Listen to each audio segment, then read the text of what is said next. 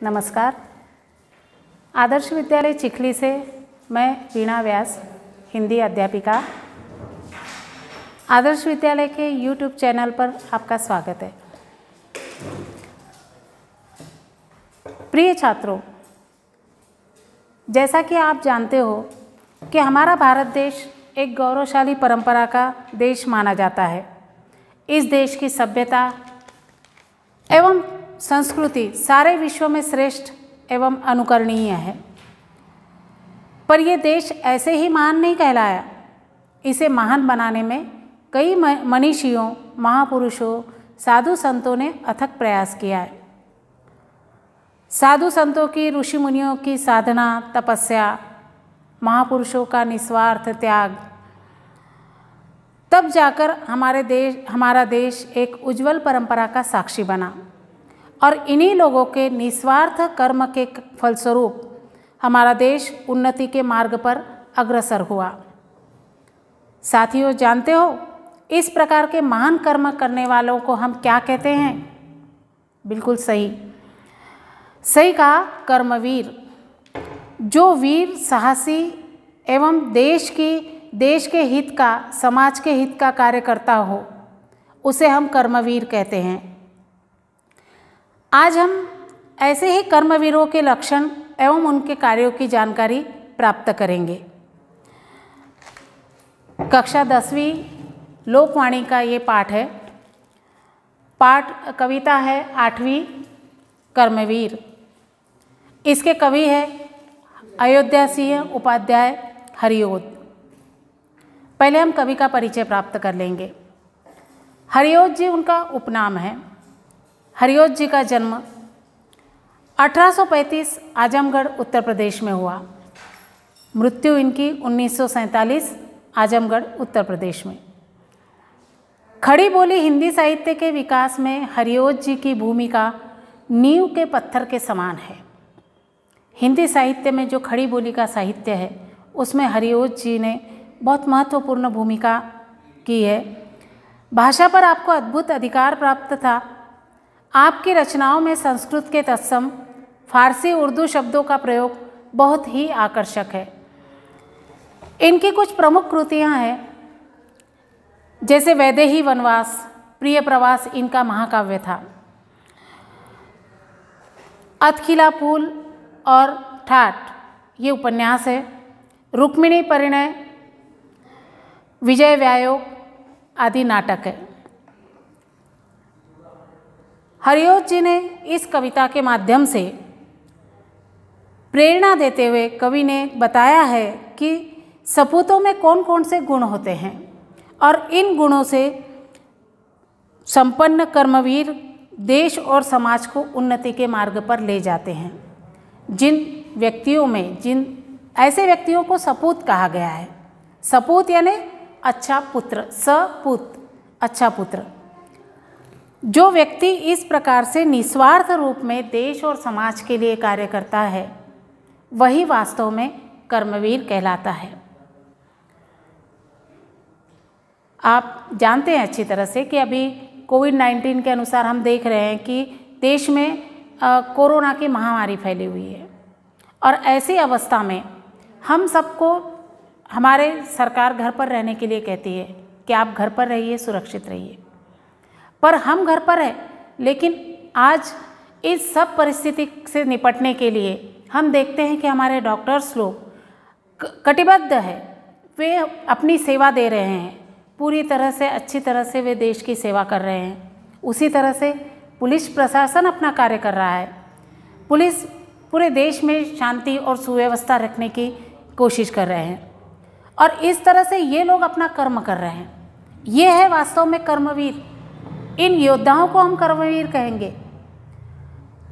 सीमा पर जो जवान हमारे देश की सुरक्षा कर रहे हैं, वे कर्मवीर हैं। वे निस्वार्थ रूप से योद्धा वहाँ पर हमारे देश की सेवा कर रहे हैं। और इस तरह से इन कर्मवीर योद्धाओं के क्या लक्षण हैं, इन सपूतों के क्या लक्षण हैं, ये इस कविता के माध्यम से हम देखेंगे कि ये सपूत कैसे होते हैं, कि जो कर्म करते हैं और कर्म करके अपने देश और समाज का भला चाहते हैं। कविता की शुरुआत हम करेंगे देखकर जो विघ्न बाधाओं को घबराते नहीं। रह भरोसे भाग्य के दुख भोग पछताते नहीं। विघ्न यानी संकट, बाधा का अर्थ है रुकावट।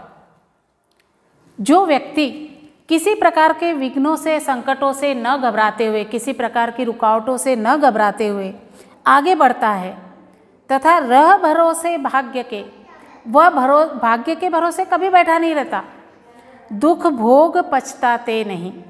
जो व्यक्ति भाग्य के भरोसे बैठा रहता है, हाथ पर हाथ धरे बैठा रहता है कि मेरे भाग्य में होगा तो हो जाएगा, ऐसा नहीं। जो व्यक्ति कर्म करता है, भाग्य उसका साथ देता है। तो कर्मवीर कभी भाग्य के भरोसे नहीं बैठते और इसीलिए उन्हें दुख उठाना ही नहीं पड़ता और पछताने की अवस्था उनके लिए नहीं निर्माण होती है।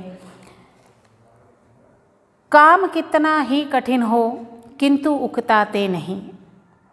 कितना भी कठिन कार्य हो उनके सामने, चुनौतियां हो, लेकिन वे किसी प्रकार से उकताते नहीं। उकताने का अर्थ है ऊबना। वे ऊबते नहीं हैं कि ये काम मुझे पसंद नहीं है, मैं करना नहीं चाहता, नहीं, वे अपना काम करना चाहते हैं। भीड़ में चंचल बने जो वीर दिखलाते नहीं। और भीड़ का अर्थ है यहाँ पर, भीड़ यानी कई लोगों का समूह नहीं, यहाँ भीड़ का अर्थ है संकट का समय। भीड़ यानी संकट। संकट के समय कैसी भी परिस्थिति हो, ऐसे समय में वे कभी भी चंचल नहीं दिखलाते, चंचलता नहीं दिखलाते। चंचलता यानी विचलित नहीं होते। वे अपने कर्म से, अपने कार्य से कभी विचलित नहीं होते, क्योंकि ये उनके लक्षण है, कर्मवीरों के लक्षण है। ना तो वे किसी प्रकार के संकट से घबराते हैं और ना भाग्य के भरोसे बैठे रहकर दुख उठाते हैं। और इसीलिए ऐसे लोगों को कभी भी अपना काम कठिन लगता नहीं और ना उन्हें इस काम से ना वे इस काम से ऊबते हैं। और इसीलिए ऐसे वीर अविचल होकर अपना कार्य हर संकट में भी निस्वार्थ रूप से करते रहते हैं। पहले 4 लाइन का अर्थ इस तरह से है। दूसरी 4 लाइनें देखेंगे हम। मानते जी की है, सुनते सदा सबकी कही। मानते जी की है, जी की यानी अपने मन की, अपने मन की मानते हैं। उनका मन जो कहता है वही कार्य करते हैं।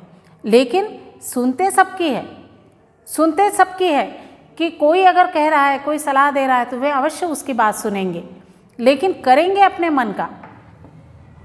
जो मदद करते हैं अपनी इस जगत में आप ही, क्योंकि वो अपनी मदद खुद करना चाहते हैं। कहते हैं ना, जो अपनी मदद करता है उसकी तो ईश्वर भी मदद करता है। और इसलिए खुद अपनी मदद करते हैं, किसी और के भरोसे नहीं होते हैं कि कोई मेरी मदद करेगा, कोई मुझे कार्य बताएगा, नहीं, वे अपना काम खुद करते हैं और इसीलिए वे सफल होते हैं। भूल कर वे दूसरे का मुंह कभी तकते नहीं। और कभी भी भूल कर भी दूसरे का मुंह नहीं तकते। तकना यानी देखना, मुंह देखना। दूसरे का मुंह देखने का अर्थ क्या है कि दूसरे की ओर देखना, इस अपेक्षा से देखना कि कोई हमारी मदद करेगा। इस प्रकार की कोई उनकी क्रिया नहीं होती। वे कभी दूसरे की ओर नहीं देखते। कौन ऐसा काम है कर जिसे सकते नहीं। ऐसा कोई काम नहीं है कि जिसे वे नहीं कर सकते हो। उनके लिए हर कार्य आसान है, हर कठिन कार्य वे आसानी से कर सकते हैं। और इसीलिए ये कर्मवीरों के लक्षण है कि दूसरी 4 पंक्तियों में हमने देखा कि कर्मवीर सदा अपने मन की सुनते हैं। सुनते सबकी बातें सुनते हैं, लेकिन करते अपने मन की है। और उसी तरह से अपनी मदद खुद करना जानते हैं, किसी और से मदद की अपेक्षा नहीं करते। तीसरी 4 पंक्तियां देखेंगे। जो कभी अपने समय को यूं बिताते हैं नहीं। यूं यानी व्यर्थ। उनके पास अपना हर काम करने का एक नियोजन होता है कि काम को किस तरह से किया जाना चाहिए। वे अपना समय यूं बेकार में व्यर्थ बर्बाद नहीं करते। काम करने की जगह बातें बनाते हैं नहीं। और जिसे काम करना होता है वो कभी बातें नहीं बनाते। और काम नहीं करने का तरीका है कि बातें बनाओ, इधर उधर समय व्यतीत करो, व्यर्थ टाइम पास करो। लेकिन कर्मवीर को ये सब पसंद नहीं है। ये उनके लक्षण है कि वे अपना काम, अपने समय व्यर्थ नहीं गंवाते और काम करने की जगह बातें बनाते नहीं हैं। जहाँ काम करना है वहाँ उन्हें काम करना है और वे अपना काम पूरी ईमानदारी के साथ, पूरी मुस्तैदी के साथ करते हैं। आजकल करते हुए जो दिन गंवाते हैं नहीं। आजकल, आज का काम कल पर नहीं, कहते हैं ना, काल करे सो आज कर, आज करे सो अब। तो ये जो कहा गया है, इसलिए कहा गया है कि आज का काम कभी कल पर मत टालो। जो काम हमें आज करना है, अभी करना है, उसी समय करना है।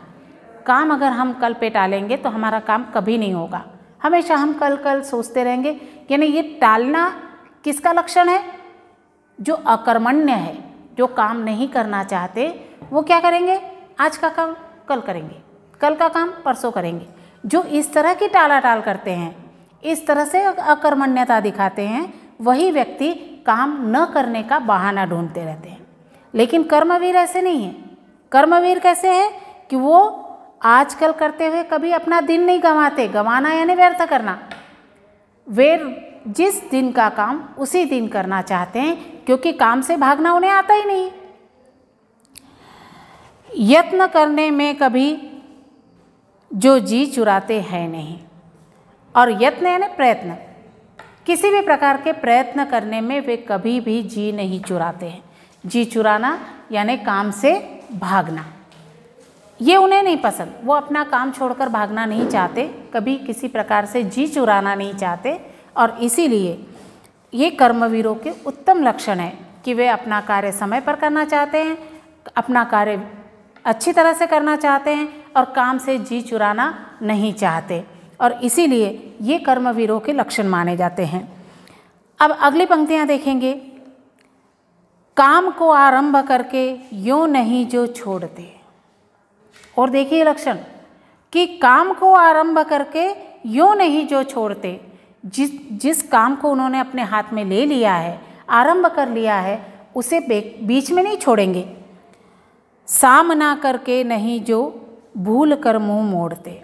और कभी भी किसी भी परिस्थिति का हो, सामना करके वे उससे मुंह कभी नहीं मोड़ते हैं। हर परिस्थिति का सामना करना जानते हैं, हर परिस्थिति में रखकर अपने आप को उससे बाहर निकालने की हिम्मत रखते हैं, साहस रखते हैं। जो गगन के फूल बातों से वृथा नहीं तोड़ते। गगन के फूल, जैसे कहते हैं ना, कई लोगों को बोलते हुए सुना होगा कि हम आसमान से तारे तोड़कर ला सकते हैं। तो इस तरह से बड़ी बड़ी बातें करना, बड़बोलापन, इस तरह से बड़ी बड़ी बातें कर्मवीर नहीं करते। वे काम करने में विश्वास रखते हैं और इसलिए ये गगन के फूल बेकार में नहीं तोड़ते, बेकार में बड़ी बड़ी बातें नहीं करते, अपना बड़बोलापन नहीं दिखाते। संपन्न मन से, संपदा मन से करोड़ों की नहीं जो जोड़ते। और इस तरह से वे अपनी, उनके पास चाहे जितनी संपत्ति हो, इस संपत्ति का वे दिखावा नहीं करते। किसी तरह से संपदा या संपत्ति का दिखावा नहीं करना चाहते। और इस तरह से ये कर्मवीरों के लक्षण, इनके गुण कि वे किसी तरह से बड़ी बातें नहीं करना जानते, काम करना जानते हैं और एक काम को अगर आरंभ कर लिया तो उस काम को पूर्ण करके ही विश्राम लेते हैं। इस तरह से ये कर्मवीरों के महत्वपूर्ण लक्षण। अब अगली 4 पंक्तियाँ हम देखेंगे। कार्यस्थल को वे कभी नहीं पूछते वह है कहाँ। क्योंकि उन्हें अपना कार्य मालूम है, उन्हें अपनी जगह मालूम है, उन्हें अपना स्थान मालूम है, इसलिए वे कभी ये नहीं पूछते कि मुझे कहाँ काम करना है, क्या काम करना है। कार्यस्थल को वे कभी नहीं पूछते कि वह है कहाँ, क्योंकि उन्हें पता है कि उन्हें क्या काम करना है, उनकी क्या जिम्मेदारी है, उनके क्या कर्तव्य है, वे उसे अच्छी तरह से पूरा करते हैं। कर दिखाते हैं असंभव को वहीं संभव यहाँ। और जो लोग अपने कार्य के प्रति ईमानदार हैं, जो लोग अपने कार्य के प्रति अपने कर्तव्य को समझते हैं, वे अपना कार्य अवश्य पूर्ण रूप से संपन्न करते हैं। वे असंभव कार्य को भी संभव करने की हिम्मत रखते हैं। उनकी इतनी कार्य करने की उनकी प्रेरणा होती है कि वह हर कार्य को सही तरीके से पूर्ण करते हैं, असंभव कार्य को भी संभव कर सकते हैं। उलझने आकर उन्हें पड़ती है जितनी ही जहाँ, वे दिखाते हैं नया उत्साह उतना ही वहाँ। जितनी उलझने, जितने संकट, जितनी परेशानियाँ उनके इस कार्य में आएगी, वे हर चुनौती का सामना करते हैं, हर चुनौती का स्वीकार करते हैं, और जितने संकट उनके सामने आएंगे वे और ज़्यादा उत्साह से उस कार्य को करने में लग जाते हैं, क्योंकि उनमें और ज़्यादा उत्साह निर्माण होता है, क्योंकि वे हर चुनौती का सामना करना जानते हैं, वे हर परिस्थिति का सामना करना जानते हैं। इसलिए दुगुने उत्साह के साथ वे अपने कार्य को करने में जुट जाते हैं। अंतिम 4 पंक्तियां देखेंगे हम। सब तरह से आज जितने देश है फूले फले, बुद्धि विद्या धन विभव के है जहाँ डेरे डले। आज कवि कहते हैं कि आज संसार में हम जितने भी देश देख रहे हैं जो हर दृष्टि से विकसित हो चुके हैं, उन देशों में बुद्धि विद्या धन वैभव का भंडार भरा हुआ है। विकसित देशों में हर प्रकार की सुविधाएं हैं, विकसित देशों में हर प्रकार का सुख वैभव है, और ये सारे ज्ञान का भंडार, बुद्धि का भंडार, सुखों का भंडार, धन वैभव का भंडार, ये सब उन लोगों की मेहनत का परिणाम है। और ये सभी देश इन कर्मवीरों के श्रम से बनने के कारण ही इतने अच्छे, इतने संपन्न बन पाए हैं, क्योंकि लोगों, कर्मवीरों के कार्य की वजह से, उनके कारणों की वजह से, उनके परिश्रम की वजह से, उनके मेहनत और प्रयास के कारण ही आज हमारा देश प्रगति की ओर अग्रसर हो रहा है। और जितने भी देश संसार में विकसित हुए हैं वे इन्हीं कर्मवीरों के मेहनत का परिणाम है, उन्हीं के परिश्रम का परिणाम है। और इसी तरह से वे बनाने से उन्हीं के बन गए इतने भले, ये सभी है हाथ से ऐसे सपूतों के पले। और उनके बनाने से ही वे सभी देश इन कर्मवीर सपूतों के बल पर ही समृद्ध बने हैं। कोई भी देश कब प्रगति करता है? जब उस देश के नागरिक उस देश को आगे बढ़ाने की कोशिश करें, पूरी ईमानदारी के साथ, पूरी कर्मण्यता के साथ और पूरी जिम्मेदारी के साथ। हर व्यक्ति अगर अपना कर्तव्य पूरी तरह से निभाना चाहे तो देश को आगे बढ़ने से कोई नहीं रोक सकता। इस तरह से आज हमने देखे कि कर्मवीरों के क्या लक्षण होते हैं। इस कविता में कवि ने जो कर्मवीरों के गुण बताए हैं कि कर्मवीरों को उन्होंने सपूत कहा है, ऐसे सपूत कि जो देश का भला करते हैं, देश का नाम रोशन करते हैं, इन सपूतों का, और वे हमारे समाज को तथा देश को उन्नति के मार्ग पर ले जाते हैं, प्रगति के मार्ग पर ले जाते हैं। तो बच्चों, आपको ये कविता अच्छी तरह से समझ गई होगी। इसमें कठिन शब्दों के अर्थ दिए हुए, आप इन अर्थों को देखकर कविता को समझने की कोशिश कीजिए। ठीक है, घर पर रहिए, स्वस्थ रहिए और सुरक्षित रहिए। धन्यवाद।